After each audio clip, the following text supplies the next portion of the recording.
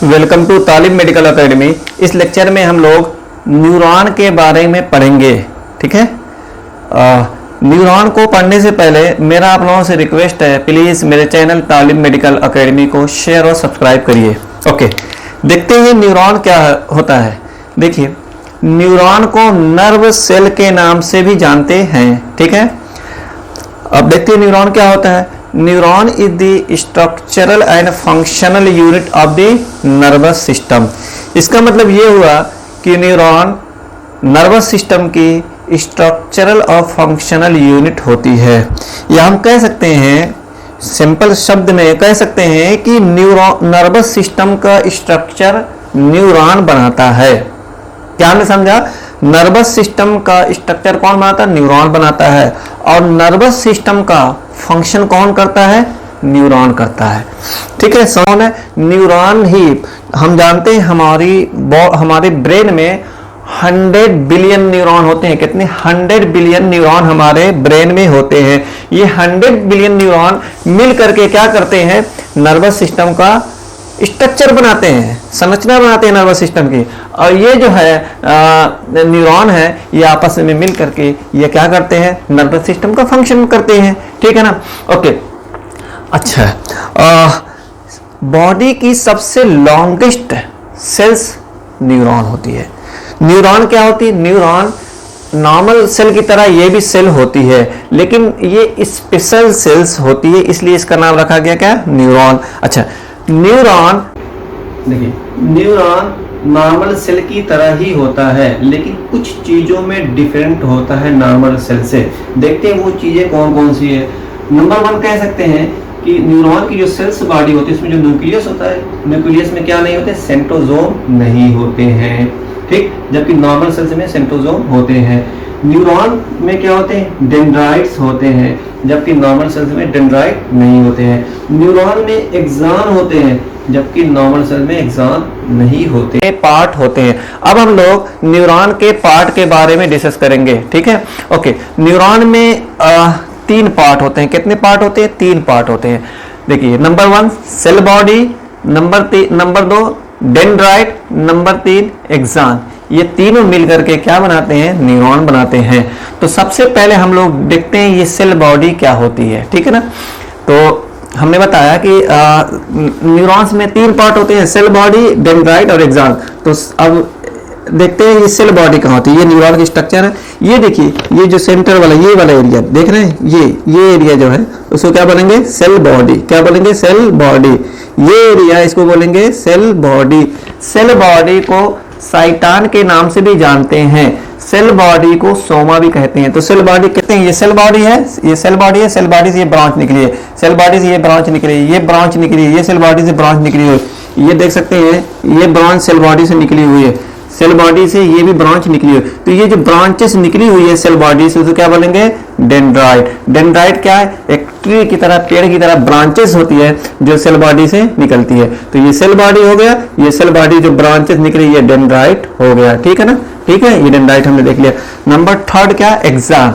Axon क्या? ये structure जो सेल बॉडी से नीचे की तरफ, ये सेल बॉडी है ना, ये सेल बॉडी है, सेल बॉडी से नीचे की तरफ जो स्ट्रक्चर निकलता है वो क्या बोलते हैं? एक्सॉन। ये क्या हो गया? एक्सॉन। एक्सॉन क्या? एक लंबी ट्यूब की तरह स्ट्रक्चर होता है। एक्सॉन क्या होता है? एक लॉन्ग ट्यूब की तरह स्ट्रक्चर होता है। और कहां से निकलता है एक्सॉन?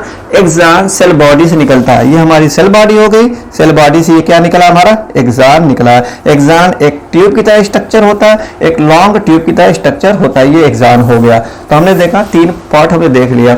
अच्छा, अब एक एक पार्ट के बारे में थोड़ा ब्रीफली डिस्कस करेंगे। सबसे पहले क्या है? Cell body. ये सेल बॉडी जो है, ठीक है, सेल बॉडी में अदर नॉर्मल सेल की तरह क्या बोलते हैं? सब ऑर्गेनेल होते हैं। सेल बॉडी में नॉर्मल सेल की तरह क्या होते हैं? ऑर्गेनेल होते हैं। जैसे सेल बॉडी में क्या, न्यूरॉन की सेल बॉडी में क्या होगा? माइटोकॉन्ड्रिया भी होगा। ठीक है ना? लाइसोसोम होगा, गोल्जी कॉम्प्लेक्स होगा, साइटोप्लाज्म होगा। ठीक है ना? सेल मेम्ब्रेन होगी, सब चीज सेम होगी इसमें सेल बॉडी में। ठीक है, नॉर्मल सेल की तरह। ठीक है, लेकिन डिफरेंट ये होगा कि इसके सेल बॉडी में, न्यूरॉन की सेल बॉडी में ये क्या? न्यूक्लियस है। न्यूक्लियस इसमें भी होता है। ठीक है ना? ये न्यूक्लियस है, न्यूरॉन की सेल बॉडी में जो न्यूक्लियस होता है उसमें सेंट्रोसोम नहीं होते हैं, जबकि नॉर्मल जो सेल्स होती है उसके न्यूक्लियस में क्या होते हैं, सेंट्रोसोम होते हैं। इसलिए हम अच्छे तरीके से जानते हैं कि सेंट्रोसोम क्या करता है, सेंट्रोसोम से ही सेल हमारी का डिवाइड करती है, मल्टीप्लाई करती है। मतलब सेंट्रोसोम अगर रहेगा तो सेल, एक सेल से 2 सेल बनेगी, 2 से 3 बनेगी, 3 से 4 इस तरीके से बनेगी। यहाँ लेकिन न्यूरॉन है, न्यूरॉन की जो सेल बॉडी है उसके अंदर जो न्यूक्लियस उसमें सेंट्रोसोम नहीं, इसलिए क्या बोलते हैं, न्यूरॉन जो है वो 1 से 2, 2 से 3, 3 से 4 इस तरीके से नहीं होगा। अगर एक बार हमारा न्यूरॉन डैमेज हो जाता है या इंजर्ड होता है तो वो रिपेयर नहीं हो सकता, वो डेथ हो जाएगा। समझ आया कि नहीं समझ? जबकि नॉर्मल सेल्स में सेंट्रोसोम होता है, इसलिए अगर नॉर्मल सेल इंजर्ड या डैमेज हुई तो उसकी रिपेयर होगी, फिर 1 से 2, 2 से 3 इस तरीके से हो जाएगी। जबकि न्यूरॉन में न्यूरॉन 1 से 2, 2 से 2, 3 नहीं हो पाएगा। मतलब कह सकते हैं न्यूरॉन मल्टीप्लाई या डिवाइड नहीं कर पाएगा। क्यों नहीं कर पाएगा? क्योंकि न्यूरॉन में क्या नहीं होता, सेंट्रोसोम नहीं होता। ये बहुत इंपॉर्टेंट है। यस, इस तरीके से देखा। अच्छा, सेल बॉडी को बारे में हमने देखा कि ओके। अब हम लोग देखते हैं क्या, डेंड्राइट। ये डेंड्राइट, ये देखिए डेंड्राइट क्या है, डेंड्राइट ब्रांचेस होती है जो कि कहाँ से निकलती है, सेल बॉडी से निकलती है। ये ब्रांचेस होगी, ये ब्रांचेस है, ये ब्रांचेस, तो डेंड्राइट क्या एक ब्रांच होती है जो कि सेल बॉडी से निकलती है।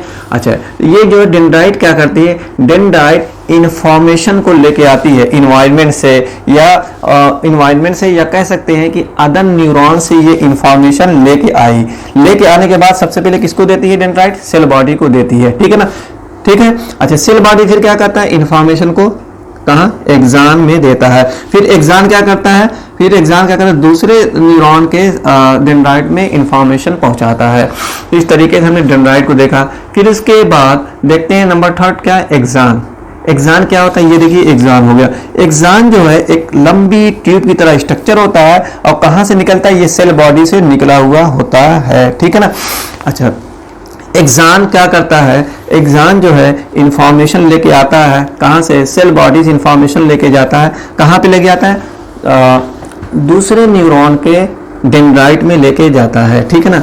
अच्छा, एक्सान में देखते हैं कि एक्सान में कितने पार्ट होते हैं। देखिए एक्सान में, देखिए जो एक्सान का जो अपर पार्ट है, ये वाला पार्ट है जो सेल बॉडी से अटैच होता है। ये एक्सान हो गया, एक्सान का ये अपर पार्ट है जो सेल बॉडी से अटैच, देखिए ये सेल बॉडी है ना, सेल बॉडी से ये पार्ट अटैच है ना, इसको बोलते हैं एक्सान हिलॉक। तो एक्सान हिलॉक किसको कहते हैं, एक्सान का अपर पार्ट जो सेल बॉडी से अटैच्ड होता है उसको बोलते हैं एक्सान हिलॉक। ठीक है ना। फिर उसके बाद ये जो है एक्सान नीचे की तरफ आ गया। यस, एक्सान जहाँ पे एंड होता है, ये देखिए एंड हो रहा है कि नहीं, ये देखिए एंड हो रहा है कि नहीं, ये स्ट्रक्चर, ये एंड हो रहा है, ये है ना, इसको क्या बोलेंगे, एक्सान टर्मिनल या नर्व एंडिंग। ये एक्सान एंड हो रहा है ना, ये देखिए एक्सान टर्मिनल या नर्व एंडिंग, ये भी एक्सान टर्मिनल या नर्व एंडिंग। यस, एक्सान टर्मिनल या नर्व एंडिंग की जो स्वेलिंग, नीचे स्वेलिंग टाइप स्ट्रक्चर होता है, इसको क्या बोलते हैं, साइनेप्टिक नोच। क्या बोलेंगे, साइनेप्टिक नोच। ये देखिए, ये देख रहे हैं, ये स्वेलिंग की तरह स्ट्रक्चर है ना, ये स्ट्रक्चर है, इसको क्या बोलेंगे, साइनेप्टिक नोच। अच्छा, या साइनेप्टिक कलेप्ट भी बोलते हैं। इसके अंदर साइनेप्टिक कलेप्ट या साइनेप्टिक नोच के अंदर क्या होते हैं, केमिकल्स होते हैं। उस केमिकल से क्या कहते हैं, न्यूरोट्रांसमीटर होते हैं, जैसे एसिटाइल कोलिन। ठीक है। ये देखिए क्या, माइलिन शीट है। अच्छा, ये देखिए जो एक्सान को क्या करती है, माइलिन शीट एक कवरिंग होती है। ठीक है, जो क्या करती है, एक्सान को कवर की होती है, एक्सान को लपेटी हुई होती है। ये देखिए एक्सान है, एक्सान को कौन लपेटी हुई है, माइलिन शीट। ये माइलिन शीट लपेटी हुई कि नहीं, कवर की हुई कि नहीं है, तो हम कह सकते हैं माइलिन शीट क्या होती है, एक कवरिंग होती है जो एक्सान को कवर किए होती है, एक्सान को लपेटी हुई होती है। तो ये इस तरीके से माइलिन शीट क्या करती है, एक्सान को प्रोटेक्ट करती है, एक्सान की प्रोटेक्शन करती है। क्योंकि एक्सान किससे ढका हुआ, किससे कवर्ड है, माइलिन शीट से। तो हम कह सकते हैं माइलिन शीट एक्सान की प्रोटेक्शन करती है। उसके साथ साथ माइलिन शीट क्या करती है, ये इंसुलेटर का काम करती है, एक्सान के लिए इंसुलेटर काम करती है। ये इंसुलेटर क्या करते हैं, मतलब ये जो है एक्सान के लिए इंसुलेटर की तरह काम करती है या इंसुलेटर काम करती है, जिससे ये होता है जो इम्पल्स यहाँ से इम्पल्स आ रही है तो वो इम्पल्स सीधी डायरेक्शन में नीचे एक्सान के नीचे जाए, इंफॉर्मेशन इधर उधर ना जाए। अच्छा, दो माइलिन शीट के बीच में देखते हैं, एक माइलिन शीट ये होगी, एक माइलिन शीट ये होगी, ये गैप होता है, उसको क्या बोलते हैं, नोड ऑफ रेनवियर, क्या बोलते हैं, नोड ऑफ रेनवियर। देख रहे हैं ये एक माइलिन शीट है, एक माइलिन शीट है, ये एक माइलिन शीट है, इन दोनों के बीच में ये गैप जो दिख रहा है नोड ऑफ रेनवियर। ये माइलिन शीट है, ये माइलिन शीट है, इन दोनों के बीच में जो है गैप है उसको क्या बोलेंगे, नोड ऑफ रेनवियर। देखिए ये माइलिन शीट, ये माइलिन शीट, इनके बीच में गैप है, क्या बोलेंगे, नोड ऑफ रेनवियर। तो नोड ऑफ रेनवियर किसको कहते हैं, दो माइलिन शीट के बीच के गैप को क्या बोलते हैं, node of Ranvier. Node of Ranvier क्या करता है, जो इंपल्स है, जो इंफॉर्मेशन आती है उसकी स्पीड को बढ़ा देता है, ठीक है ना, ताकि स्पीड से तेजी से जो है नीचे जाए। इस तरीके से हमने एक्सॉन का स्ट्रक्चर, हमने न्यूरॉन का स्ट्रक्चर हम लोगों ने डिस्कस कर लिया। अब हम लोग देखते हैं न्यूरॉन क्या करता है। न्यूरॉन जो है न्यूरॉन क्या करता है, न्यूरॉन बॉडी के अलग अलग पार्ट से इंफॉर्मेशन को लेके ब्रेन में लेके जाता है, फिर ब्रेन से इंफॉर्मेशन बॉडी के डिफरेंट पार्ट में लेके जाता है। इस डायग्राम से अभी समझ आ जाएगा, ठीक है, इस डायग्राम समझ आए। ये कोई पर्सन है, कोई इंसान है, ठीक है, ये मान लीजिए कोई गर्म चीज़ है, गर्म कोई बर्तन मान लेते हैं, कोई गर्म बर्तन है, ये इंसान इसको पकड़ना चाह रहा है, इसको नहीं मालूम कि ये बर्तन गर्म है। तो जैसे ही इस इंसान ने, इस पर्सन ने इस गर्म बर्तन को जिसे टच किया तो उसको मालूम नहीं था, लेकिन जब जैसे ही टच किया तो गर्म था, जिसकी वजह से ये हाथ हटा लेता है ताकि जले नहीं। ये कैसे होता है, ये देखिए जो है ये न्यूरॉन जैसे ही टच किया हाथ को गर्म ऑब्जेक्ट से, गर्म बर्तन से, ये देखिए ये न्यूरॉन है, ये न्यूरॉन तुरंत मैसेज लेके जाएगा, कहाँ पे लेके जाए, देखो न्यूरॉन मैसेज लेके आ रहा है कि गर्म चीज़ों को हमने हाथ से पकड़ लिया है, लेके आया, कहाँ पे लेके आया, स्पाइनल कॉर्ड में, फिर स्पाइनल कॉर्ड से फिर न्यूरॉन मैसेज कहाँ पे ले गया, ब्रेन में, कि हमने ये मैसेज क्या लेके गया कि हमने गर्म चीज़ को पकड़ लिया। फिर ब्रेन ने ये मैसेज दिया, कि आप जो है, ब्रेन ने मैसेज दिया कि हाथ हटा लीजिए। तो फिर यहाँ से फिर दूसरा न्यूरॉन मैसेज लेके आएगा स्पाइनल कॉर्ड के थ्रू, ब्रेन से निकला स्पाइनल कॉर्ड के थ्रू मैसेज लेके जाएगा, इस तरीके से यहाँ मसल से हाथ के पास लेके जाएगा कि हाथ हटा लो। तो हमने क्या बोला था कि न्यूरॉन क्या करता है, बॉडी के डिफरेंट पार्ट से मैसेज ब्रेन में लेके जाता है और ब्रेन से मैसेज बॉडी के डिफरेंट पार्ट में लेके जाता है, मतलब बॉडी से ब्रेन से बॉडी में मैसेज लेके जाता है। तो ये आ लेते हैं, तो मैसेज भी गया किसके थ्रू, ब्रेन में, बॉडी के डिफरेंट पार्ट से ब्रेन में किसके थ्रू है, न्यूरॉन के थ्रू गया। और मैसेज जो है ब्रेन ने जो दिया हाथ हटाने वाला, वो कौन लेके आया, न्यूरॉन लेके आया। वो न्यूरॉन जो मैसेज ब्रेन तक लेके जाता है उसको सेंसरी न्यूरॉन बोलते हैं। वो न्यूरॉन जो मैसेज ब्रेन से बॉडी के डिफरेंट पार्ट में लेके जाता है उसको मोटर न्यूरॉन कहते हैं। ये देखिए न्यूरॉन है, ये एक न्यूरॉन है। सबसे पहले इंफॉर्मेशन न्यूरॉन के डेंड्राइट में आएगी। ये देखिए न्यूरॉन है, न्यूरॉन की ये डेंड्राइट है, ठीक है। तो सबसे पहले इंफॉर्मेशन कहाँ पे आएगी, डेंड्राइट में, फिर डेंड्राइट से कहाँ जाएगी इंफॉर्मेशन, जाएगी कहाँ पे, सेल बॉडी में, फिर सेल बॉडी से इंफॉर्मेशन कहाँ जाएगी, एक्सॉन में, फिर एक्सॉन से एक्सॉन टर्मिनल में जाएगी। इस तरीके से इंफॉर्मेशन एक पूरे न्यूरॉन में जाएगी। अच्छा, ये जो एक पूरे न्यूरॉन में जो इंफॉर्मेशन जा रही है वो इलेक्ट्रिकल इम्पल्स के रूप में जाती है, ठीक है। और एक हम कह सकते हैं कि एक न्यूरॉन के अंदर जो इन्फॉर्मेशन जो जाती है इलेक्ट्रिकल इम्पल्स के रूप में जाती है, लेकिन एक से दूसरे न्यूरॉन में जो इन्फॉर्मेशन जाएगी वो इलेक्ट्रिकल इम्पल्स के रूप में नहीं जाएगी। क्यों? क्योंकि ये देखिए एक न्यूरॉन है, ये देखिए दूसरा न्यूरॉन है, ठीक है, दूसरा न्यूरॉन। तो हम देख रहे हैं ये एक न्यूरॉन, ये दूसरा न्यूरॉन आपस में जुड़े नहीं हैं। तो एक न्यूरॉन और दूसरे दो न्यूरॉन के बीच में हम क्या देख रहे हैं, गैप है, इसको बोलते हैं सिनेप्स बोलते हैं। तो दो न्यूरॉन आपस में जुड़े नहीं होते हैं, इसलिए इलेक्ट्रिकल इम्पल्स एक न्यूरॉन से दूसरे न्यूरॉन में नहीं जा पाती है, या कह सकते हैं इसलिए इन्फॉर्मेशन या मैसेज एक न्यूरॉन से दूसरे न्यूरॉन में इलेक्ट्रिकल इम्पल्स के रूप में नहीं जाता, क्योंकि न्यूरॉन्स आपस में जुड़े नहीं होते हैं। हम अच्छे तरीके से जानते हैं कि बिजली जो इलेक्ट्रिक है, जब वायर कनेक्टेड होते हैं, आपस में जुड़े होते हैं, वहाँ ही इलेक्ट्रिक का करंट जाता है, ठीक है ना। जहाँ वायर कनेक्ट होते हैं और जहाँ वायर जो है कनेक्ट नहीं होते हैं, कटे होते हैं, वहाँ पे इलेक्ट्रिक का करंट नहीं जाता। मान लीजिए ये वायर आपस में जुड़े हैं तो पूरा यहाँ से यहाँ तक करंट जाएगा, लेकिन वायर बीच में कटे हुए तो यहाँ से करंट यहाँ तक ही रहेगा, इसमें नहीं आएगा। वही कंडीशन यहाँ भी है। एक न्यूरॉन दूसरे न्यूरॉन से क्या है, कनेक्टेड नहीं है, जुड़ा हुआ नहीं है, इन दोनों के बीच में गैप है, इसलिए इलेक्ट्रिक इम्पल्स एक न्यूरॉन के, इसलिए इंफॉर्मेशन एक न्यूरॉन के अंदर इलेक्ट्रिक इम्पल्स के रूप में रहेगी।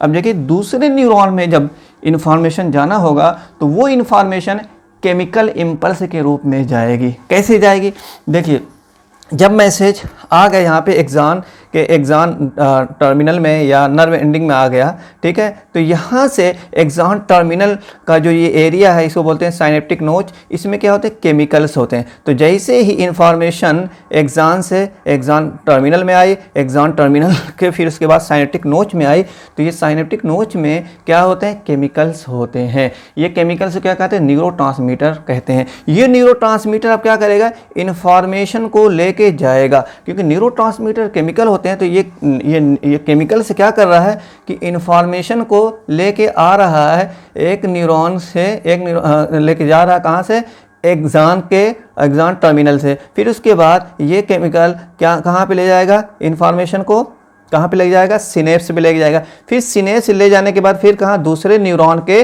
डेंड्राइट में लेके जाएगा। तो कहने का मतलब जो एक्सान टर्मिनल से फिर उसके बाद एक न्यूरॉन के एक्सान टर्मिनल से दूसरे न्यूरॉन के डेंड्राइट के बीच में इंफॉर्मेशन कौन लेके जा रहा है, केमिकल से लेके जा रहा है, जिसको न्यूरोट्रांसमीटर कहते हैं। इसलिए एक न्यूरॉन से दूसरे न्यूरॉन के बीच में जो इंफॉर्मेशन जाएगी वो केमिकल इम्पल्स के रूप में जाएगी। अब देखिए यहाँ डेंड्राइट में आ गया, दूसरे न्यूरॉन के डेंड्राइट में आ गया इंफॉर्मेशन।